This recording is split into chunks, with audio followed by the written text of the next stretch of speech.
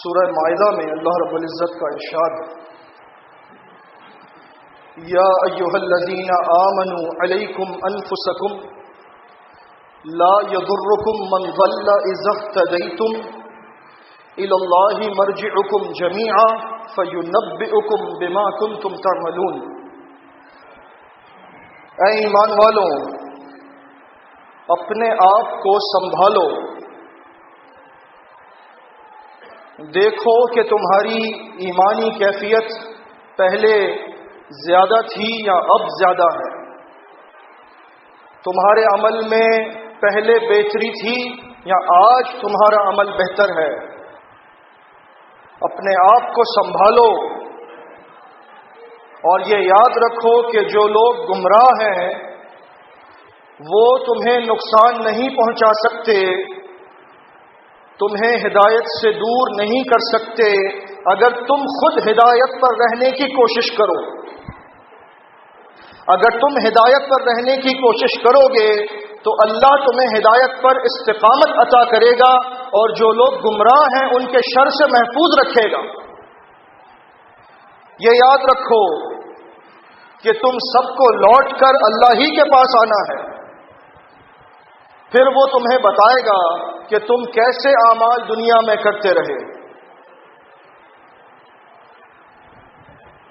اس آیت میں اللہ رب العزت نے ہم تمام کو جنہوں نے حق پر ہونے کا دعویٰ کیا ہے جھنجھوڑا ہے اور اس بات کا احساس دلایا ہے کہ ہم اپنے آپ کو سنبھالا دیں، خوش فہمیوں سے باہر نکل کر حقیقت کی دنیا میں قرآن و حدیث کی عدالت میں اپنے آپ کو پیش کر کے آج فیصلہ لیں۔ اگر آج کے دن ہماری موت ہو گئی تو کیا ہمارے اعمال ایسے ہیں کہ ہم اللہ کے پاس سرخرو ہو سکیں گے؟ اگر ایسا ہے اور ہمیں اچھی امید ہے اور اپنے اعمال سے بھی ہم کسی حد تک مطمئن ہیں تو پھر تو بڑی اچھی بات ہے، لیکن ہمارا حال ایسا ہے کہ اگر سچائی کے ساتھ ہم فیصلہ کریں تو بہت ہی زیادہ شرمندگی ہوتی ہے۔ اس لیے حکم دیا اپنے آپ کو سنبھالو اور دیکھو کہ تم کیا بنتے جا رہے ہو، تم پہلے کیا تھے اور کیا سے کیا ہو چکے ہو۔ ہدایت پر رہنے کی کوشش کرو، تب اللہ تمہیں ان کے شر سے بچائے گا جو گمراہ ہیں، جن کو پہلے ہدایت ملی تھی لیکن وہ مکافات عمل کی بنا پر خود گمراہ ہو چکے ہیں، اب وہ تمہیں گمراہ کرنا چاہتے ہیں۔ اگر تم ان کی طرف سے پیش کیے گئے وساوس سے بچنا چاہتے ہو تو خود ہدایت پر رہنے کی کوشش کرو۔ ہدایت پر کس طرح سے بندہ رہ سکتا ہے؟ علم کی بنیاد پر۔ اگر بندے کو علم ہو تو اس کو صحیح اور غلط کا تعین کرنا آسان ہو جاتا ہے، لیکن بڑا افسوس ہے ہم پر کہ نہ ہم علم حاصل کرنے کی کوشش کرتے ہیں، نہ ہم ان کتابوں کو جن کی قدر غیر بھی کرتے ہیں ان کتابوں کو کھول کر پڑھتے ہیں، اور نہ ایسی محافل میں شریک ہوتے ہیں کہ جہاں جانے سے ہمارے علم میں اضافہ ہو، جہاں جانے سے ہمارے ایمان میں اضافہ ہو، جہاں ہماری اصلاح ہو، بلکہ ہم تو ان لوگوں کے پیچھے لگ جاتے ہیں جو کوشش کرتے ہیں کہ ان کی اصلاح کی جائے، لوگوں کی اصلاح کی جائے۔ ہم تو ان کو چنتے ہیں کہ ان کی حوصلہ شکنی کریں جو لوگ آج اس پرفتن دور میں، مصروفیت کے دور میں وقت نکال کر کوشش کر رہے ہیں کہ اللہ کے بندوں تک اللہ کا دین پہنچے۔ جس قوم کا یہ حال ہو وہ قوم کیسے ہدایت پر رہ سکے گی؟ قدر کیجئے اس بات کی کہ اللہ رب العزت نے آپ کو حق عطا کیا، ورنہ جو ہماری حالت ہے اگر ہم ناحق پر ہوتے تو شاید اسی میں خوش رہتے۔ یہ تو اللہ کا احسان ہے کہ اس نے ہمیں حق عطا کیا، اس کی قدر کرنی ہوگی، یہ سب سے بڑی نعمت ہے۔ چھوٹی چھوٹی نعمتوں کے بارے میں قیامت کے دن سوال ہوگا، معمولی چیزیں جن کو ہم بہت معمولی سمجھتے ہیں وہ بھی اللہ کے دربار میں اگر جواب دینا پڑ جائے تو مشکل ہے، لیکن تمام نعمتوں میں سب سے بڑی نعمت ہدایت کی نعمت ہے۔ یہاں پر اللہ نے ہمیں ہدایت عطا کی ہے اور یہاں آنے کے بعد ہم کر کیا رہے ہیں، یہ سوال ہر مسلم اپنے آپ سے کرے۔ ہدایت پر رہنے کے لیے استقامت ضروری ہے. استقامت کیسے ملتی ہے یہ راز ہمیں معلوم ہونا چاہیے. سورہ محمد صلی اللہ علیہ وسلم سیہدیہم ویصلح بالہم. اللہ اپنے ہدایت یافتہ بندوں کو ہدایت پر چلا کر منزل مقصود پر پہنچا دے گا اور ان کے حالات کی اصلاح فرما دے گا. وَيُدْخِلُهُمُ الْجَنَّةَ عَرَّفَهَا لَهُمْ. اور ان کو جنت میں داخل کر دے گا جس کا تعارف اس نے پہلے ہی قرآن میں کروا دیا ہے. جنت کا تعارف ہمارے سامنے ہے. جب اللہ نے چاہا اور اسی کے چاہنے سے ہو سکتا ہے کہ ہم جیسے گناہگار اللہ کی رحمت میں شامل ہو جائیں اور وہ ہمیں جنت میں بھیج دے. تو امید ہے کہ جب وہاں جائیں گے اور اس درخت کو دیکھیں گے کہ جس کا تعارف ہمیں اللہ کے رسول صلی اللہ علیہ وسلم نے کروایا ہے, جس کا سایہ نہ ختم ہونے والا ہے, اس کو دیکھ کر کہیں گے ہاں یہ میں نے سنا تھا, اللہ کے نبی صلی اللہ علیہ وسلم نے بتایا تھا. جب نہروں کو دیکھیں گے تو کہیں گے ہاں میں نے قرآن میں پڑھا تھا, اس کا تعارف اللہ نے کروایا تھا. یہ وہی نہریں ہیں جو اللہ نے اپنے فضل سے ہمیں عطا کی ہیں. لیکن اس کے لیے کیا کرنا ہے؟ یا ایھا الذین آمنوا ان تنصروا اللہ ینصرکم ویثبت اقدامکم. اے ایمان والوں, اگر تم اس جنت میں جانا چاہتے ہو جس کا تعارف میں کروا رہا ہوں تو تمہیں اللہ کی مدد کرنی پڑے گی. اللہ کسی کی مدد کا محتاج نہیں ہے, لیکن یہاں مطلب یہ ہے کہ اللہ کے دین کی مدد تم کرو. اگر تم نے اللہ کے دین کی مدد کی, اللہ والوں کی مدد کی, سچوں کا ساتھ دیا, جماعت المسلمین کا ساتھ دیا, اس میں شامل ہونے کے بعد حق ادا کیا, تو اللہ بھی تمہاری مدد کرے گا. نہ صرف یہ کہ تمہاری مدد کرے گا بلکہ تمہیں ثابت قدم رکھے گا, تمہیں استقامت عطا کرے گا جو بڑے بڑوں سے چھین لی گئی ہے. بڑے بڑے چلے گئے جن کو لوگ بڑا سمجھتے رہے, بڑا تو صرف میرا اللہ ہے, بندوں کی کوئی اوقات نہیں, ہدایت وہ عطا کرتا ہے اور اگر چھین لے تو پھر کوئی بڑا نہیں رہ سکتا. وہ ذلیل اور رسوا ہوگا جو اللہ کے دین کو چھوڑ دے, چاہے وہ اپنے آپ کو کتنا ہی باعزت سمجھتا رہے. عزت ملتی ہے اللہ کے دین پر چلنے سے, عزت ملتی ہے تمسک بالکتاب والسنہ سے. اللہ تمہاری مدد کرے گا, تمہیں ثابت قدمی عطا کرے گا. اللہ کی مدد کتنی ضروری ہے. سورہ آل عمران ان ینصرکم اللہ فلا غالب لکم. اگر اللہ تمہاری مدد کرے تو کوئی تم پر غالب نہیں آ سکتا. جتنی بڑی بڑی طاقتیں ہیں دنیا میں وہ سب کچھ کر کے دکھا دیں, لیکن اگر اللہ مدد کرنے پر آ جائے تو پھر وہ اکیلا ہی کافی ہے. وَإِن يَخْذُلْكُمْ. لیکن اگر اللہ تمہارا ساتھ چھوڑ دے, اگر اللہ تمہاری مدد نہ کرے, فَمَنْ ذَا الَّذِي يَنْصُرُكُمْ مِنْ بَعْدِهِ. تو سامنے لے کر آؤ کس میں جرأت ہے کہ اللہ کے مقابلے میں کسی کی مدد کر سکتا ہے. سامنے آئے. کسی میں جرأت اور طاقت نہیں ہے کہ جس کو اللہ نقصان پہنچانا چاہے پھر کوئی بندہ اس کو فائدہ پہنچا دے. کسی کی مجال نہیں ہے, یہ سب کچھ اللہ کی طرف سے ہے. وَعَلَى اللَّهِ فَلْيَتَوَكَّلِ الْمُؤْمِنُونَ. لہذا ایمان والوں کو چاہیے کہ صرف اللہ پر بھروسہ کریں اور اللہ کے دین کی مدد کریں تو اللہ ان کی مدد کرے گا. سورہ مائدہ میں ہی اللہ رب العزت نے اپنے نبی صلی اللہ علیہ وسلم سے خطاب فرمایا. اس میں ہمارے لیے بہت بڑا سبق ہے. یا ایھا الرسول بلغ ما انزل الیک من ربک. اے رسول صلی اللہ علیہ وسلم, جو کچھ آپ کے رب کی طرف سے آپ پر نازل کیا گیا ہے بے کم و کاست اس کو پہنچا دیجئے. اس میں سے کسی بھی چیز کو آپ چھپا نہیں سکتے. وَإِن لَّمْ تَفْعَلْ. لیکن اگر آپ نے ایسا نہ کیا, اپنی مرضی چلائی کہ یہ بات اگر میں نے کہہ دی تو لوگ ناراض ہو جائیں گے, اگر یہ بات بیان کر دی تو روزی روٹی کا مسئلہ بن جائے گا, اگر آپ نے یہ سوچ اختیار کی جو آج بہت سے لوگوں کی سوچ ہے کہ نرمی دکھاؤ, فیصلہ کن اور دو ٹوک بات کرنے میں انہیں بڑی آر محسوس ہوتی ہے, فرقہ پرستوں کے ساتھ وہ میل جول رکھ کر یہ چاہتے ہیں وَدُّوا لَوْ تُدْهِنُوا فَيُدْهِنُونَ کہ تم بھی میرے ساتھ اچھا سلوک کرو, میں بھی اچھا سلوک کرتا ہوں, میں کوئی ایسی بات نہ کہوں جس سے وہ ناراض ہو جائے. اللہ کی ناراضگی سے بچیے. لوگ ناراض ہیں تو کچھ نہیں بگاڑ سکتے. اگر اللہ ناراض ہوا تو سب کچھ بگڑ جائے گا.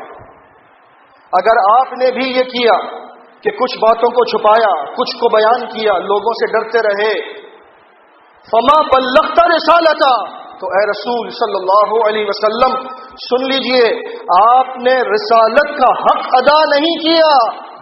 بڑی سخت بات ہے یہ.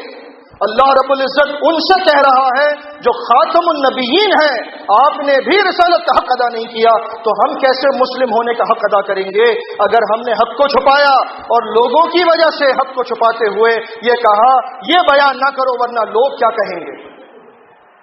واللہ یعصمک من الناس. اگر آپ کو یہ لگتا ہے کہ حق بیان کرنے سے لوگ آپ کے دشمن بن جائیں گے تو اس بات پر آپ میری طرف سے ضمانت لیجئے اے رسول صلی اللہ علیہ وسلم, اللہ آپ کو لوگوں کے شر سے بچائے گا, اللہ آپ کو محفوظ رکھے گا. آج بھی جو ہو ابراہیم کا سا ایمان پیدا, آگ کر سکتی ہے انداز گلستہ پیدا. ابراہیم علیہ السلام کا ایمان تھا, وہ آگ میں چلے گئے, اللہ رب العزت نے اس آگ کو گلستہ بنا دیا, باغ بنا دیا اور ان کو خیر و عافیت سے وہاں سے نکال دیا. ہمارے ایمان کی آزمائش ہے, ہم حق بیان کرتے ہیں یا لوگوں کی پرواہ کر کے حق سے پیچھے ہٹ جاتے ہیں. ان اللہ لا یہدی القوم الکافرین. اگر کوئی حق سے پیچھے ہوا تو اللہ کافروں کو ہدایت دے کر منزل تک نہیں پہنچاتا. حق پھیلانے کے لیے اللہ نے ہمیں ایک بار پھر موقع دیا ہے. اجتماعی طور پر ہمارا اجتماع اس دور میں سب سے بڑا جہاد ہے. اس جہاد میں ہر مسلم پر شرکت لازم ہے اور تعاون بھی اپنی بساط کے مطابق کرنا, تاکہ اللہ کے دین کی ہم مدد کر سکیں اور اس کے نتیجے میں اللہ ہمیں ہدایت پر چلا کر منزل تک پہنچا دے. اقول قولی ھذا واستغفر اللہ لی ولکم. ان الحمد لله نحمده ونستعينه ونستغفره ونؤمن به ونتوكل عليه ونعوذ بالله من شرور أنفسنا ومن سيئات أعمالنا. من يهده الله فلا مضل له ومن يضلل فلا هادي له. وأشهد أن لا إله إلا الله وحده لا شريك له وأن محمدا عبده ورسوله. اللهم صل على محمد النبي وأزواجه أمهات المؤمنين وذريته وأهل بيته كما صليت على آل إبراهيم إنك حميد مجيد. أما بعد فإن أصدق الحديث كتاب الله وأحسن الهدي هدي محمد وشر الأمور محدثاتها وكل محدثة بدعة وكل بدعة ضلالة وكل ضلالة في النار. أعوذ بالله السميع العليم من الشيطان الرجيم من همزه ونفخه ونفثه. سورہ فاطر میں اللہ رب العزت کا ارشاد, ثم اورثنا الكتاب الذين اصطفينا من عبادنا فمنهم ظالم لنفسه ومنهم مقتصد ومنهم سابق بالخيرات بإذن الله ذلك هو الفضل الكبير.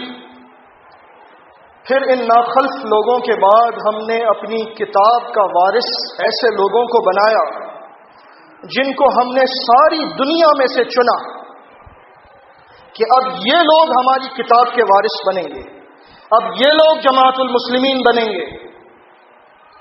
لیکن جماعت المسلمین میں 3 قسم کے لوگ ہوتے ہیں. منہم ظالم لنفسہ, جو خوش فہمیوں میں پڑ جائے, محض جماعت میں شامل ہونے پر ہی خوش رہے, بیعت کرنے پر ہی اکتفا کرے, جمعے کے جمعے مسلم بن کر آ جائے اور بیچ میں اسلام کے لیے کوئی وقت نہ نکالے. ہمیں ایسے کاموں سے بچنے کی کوشش کرنی ہے. یہ وقت اللہ نے دیا ہے, یہ مال اللہ نے دیا ہے, یہ زندگی اللہ نے دی ہے, آخر ہم اس کے لیے کتنا وقت نکالتے ہیں؟ اگر وہ اس سانس کو روک دے تو کوئی لوٹا نہیں سکتا. لیکن ہم نے کبھی یہ نہیں سوچا کہ یہ سانسیں جو اس نے عطا کی ہیں ان میں سے کتنی اس کی رضا کے لیے لی جاتی ہیں اور کتنی اس کی نافرمانی کے لیے. یہ سوال ہمیں اپنے آپ سے کرنا ہے. جماعت المسلمین میں 3 قسم کے لوگ ہوں گے. فمنہم ظالم لنفسہ، اپنے نفس پر ظلم کرنے والا، گناہ کرنے والا، اللہ کی مسلسل نافرمانی کرنے والا. ومنہم مقتصد، بعض ایسے ہوں گے جو درمیانی راہ چلتے ہوں گے، نہ بہت زیادہ گناہگار نہ بہت زیادہ نیکوکار. ہم شاید اسی کیٹیگری میں خوش ہیں. چلیے اللہ نے ظلم کرنے والوں سے اگر بچا لیا تو مقتصد بن جائیں. لیکن سنیے اللہ تعالیٰ نے تعریف کس کی تیسری قسم کے لوگوں کی. وَمِنْهُمْ سَابِقٌ بِالْخَيْرَاتِ بِإِذْنِ اللَّهِ، جو اللہ کے اذن سے نیکیوں میں سبقت ہی کرتے چلے جاتے ہیں، تھکتے نہیں ہیں، جب بھی موقع ملتا ہے آگے بڑھ جاتے ہیں. ذَلِكَ هُوَ الْفَضْلُ الْكَبِيرُ، یہ سب سے بڑا فضل ہے، یہ سب سے بڑا فضل ہے.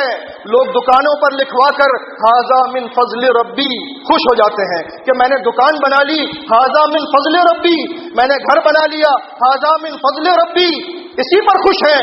یہ فضل اگرچہ اللہ کا ہے، لیکن سب سے بڑا فضل یہ ہے کہ بندہ مسلم بننے کے بعد مسلم بننے کا حق ادا کر کے دکھائے اور اللہ کے دین کے کاموں میں بڑھ چڑھ کر حصہ لے.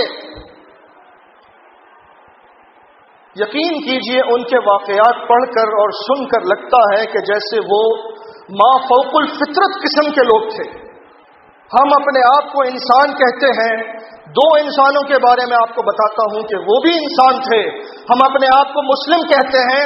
2 مسلمین کے بارے میں بتاتا ہوں. دارمی کتاب الجہاد، سند اس کی حسن ہے. عمر بن خطاب رضی اللہ تعالی عنہ فرماتے ہیں امرنا رسول اللہ صلی اللہ علیہ وسلم ان نتصدق، ہمیں حکم دیا اللہ کے رسول صلی اللہ علیہ وسلم نے تبوک کی جنگ کے لیے تیاری کرنی ہے، صدقہ نکالو، اللہ کے راستے میں دو، اللہ تعالیٰ کے مجاہدوں کی مدد کرنی ہے.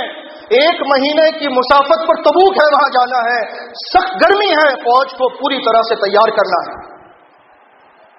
فرماتے ہیں فوافق ذلك مالا عندي، میں نے جب اپنے کل اثاثوں کو دیکھا تو میں نے سمجھا کہ اب موقع ہے، آج میں اللہ کے راستے میں اتنا خرچ کروں گا کہ حق ادا ہو جائے گا. فقلت اليوم اسبق ابا بکر ان سبقته یوما، میں نے کہا ابو بکر ہمیشہ آگے نکل جاتے ہیں، آج کا دن ہے میرے پاس، آج میں ابو بکر سے آگے نکل کر دکھاؤں گا. کس چیز میں؟ مال لٹانے میں آگے نکل رہے ہیں، ہم مال جمع کرنے میں آگے نکلنے کی کوشش کرتے ہیں. کتنا بڑا فرق ہے ہم میں اور ان میں. فأتيت بنصف مالی، میں اپنے کل اثاثوں کا آدھا لے کر آ گیا اللہ کے رسول صلی اللہ علیہ وسلم کی خدمت میں. پوچھا اتنا سارا مال دیکھ کر، یا ابن الخطاب ما ابقیت لأہلک، خطاب کے بیٹے اپنے گھر والوں کے لیے کچھ چھوڑا ہے؟ فقلت مثلہ، میں نے کہا اے اللہ کے رسول صلی اللہ علیہ وسلم آدھا چھوڑ کر آیا ہوں، آدھا لے کر آیا ہوں، آج سب سے آگے نکل کر دکھانا ہے. فأتى ابو بکر بكل ما عنده، تھوڑی دیر گزری تھی، ابو بکر صدیق رضی اللہ تعالی عنہ اپنے کل اثاثوں کا سب کا سب لے کر آ گئے اور تعجب سے پوچھا اللہ کے رسول صلی اللہ علیہ وسلم نے یا ابا بکر ما بقیت لأہلک، ابو بکر گھر والوں کے لیے کچھ چھوڑا ہے؟ فقلت لهم اللہ ورسولہ، تو جواب دیا ابو بکر صدیق رضی اللہ تعالیٰ عنہ نے ان کے لیے تو اللہ کو چھوڑ کر آیا ہوں، ان کے لیے تو اللہ کے رسول صلی اللہ علیہ وسلم کی یادیں چھوڑ کر آیا ہوں. میرے گھر والوں کو مال نہیں چاہیے، اللہ رسول کی محبت چاہیے. حیران ہو گئے عمر بن خطاب رضی اللہ تعالیٰ عنہ، اور اس تعجب میں انہوں نے اللہ کی قسم اٹھا کر ایک جملہ کہا، تاریخی جملہ ہے، فواللہ لا اسابقک الی شیء ابدا، اللہ کی قسم اے صدیق اکبر میں کبھی بھی آپ سے آگے نہیں نکل سکوں گا، کبھی بھی آپ سے آگے نہیں نکل سکوں گا. کس چیز میں؟ مال لٹانے میں. یہ بات ہے جس کی وجہ سے اللہ رب العزت نے اتنے کم عرصے میں ساری دنیا پر اسلام کا غلبہ کر دیا۔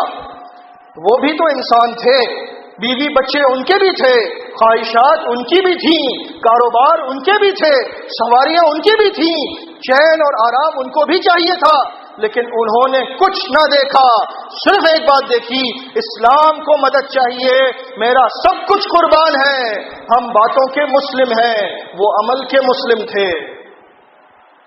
ایسے ہی لوگوں کے بارے میں اللہ کے رسول صلی اللہ علیہ وسلم کا فرمان طبرانی اوسط کی حسن سند سے روایت ہے، یہ ہمارا اور ان کا تقابل ہے ایک ہی حدیث کے اندر۔ عبداللہ بن عمر رضی اللہ تعالیٰ عنہ سے مروی، اس کو ذکی الدین المنذری الترغیب میں بھی لائے ہیں۔ اللہ کے رسول صلی اللہ علیہ وسلم نے فرمایا، صلاح اول هذه الامه بالزهادة والیقین، اس امت کے پہلے حصے کی فلاح کا راز یہ ہے کہ یہ دنیا سے بے رغبت رہیں گے، دنیا کے پیچھے نہیں بھاگیں گے، اور ان میں اللہ کی مدد کے آنے کا پختہ یقین ہوگا۔ وَهَلَاكُ آخِرِهَا بِالْبُخْلِ وَالْعَمَلِ، اور اس امت کے آخری حصے کی تباہی کا راز یہ ہے کہ یہ بخیل ہو جائیں گے، ان سے مال نہیں نکلے گا، اور یہ خوش فہمیوں پر زندہ رہیں گے۔ ہم اپنے آپ سے پوچھیں، ہمارے اندر بخل ہے یا سخاوت ہے، خوش فہمی ہے یا ہم عمل کرنا چاہتے ہیں؟ اس لیے کہ اللہ رب العزت کا واضح فرمان سورہ نساء میں ہے، لَيْسَ بِأَمَانِيِّكُمْ وَلَا أَمَانِيِّ أَهْلِ الْكِتَابِ، نہ تمہاری خوش فہمیوں سے کچھ ہونے والا ہے، نہ اہل کتاب کی خوش فہمیوں سے کچھ ہوا ہے۔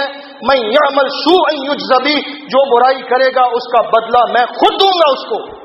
وَلَا يَجِدْ لَهُ مِن دُونِ اللَّهِ وَلِيًّا وَلَا نَصِيرًا، اللہ کے پاس پہنچ کر نہ اس کو کوئی دوست ملے گا، نہ کوئی مددگار ملے گا، نہ کوئی امیر اس کو آ کر بچا سکے گا، نہ کوئی ولی آ کر بچا سکے گا۔ قبر میں تنہا اترنا ہے، حشر میں تنہا اللہ کے سامنے پیش ہونا ہے۔ اس کی تیاری کے لیے ایسا عمل کیجئے جب وہاں پہنچے تو عمل ہمارا ساتھ دے، یہ نہ ہو کہ عمل بھی اتنا برا ہو کہ ساتھی تلاش کریں تب بھی ساتھی نہ ملے۔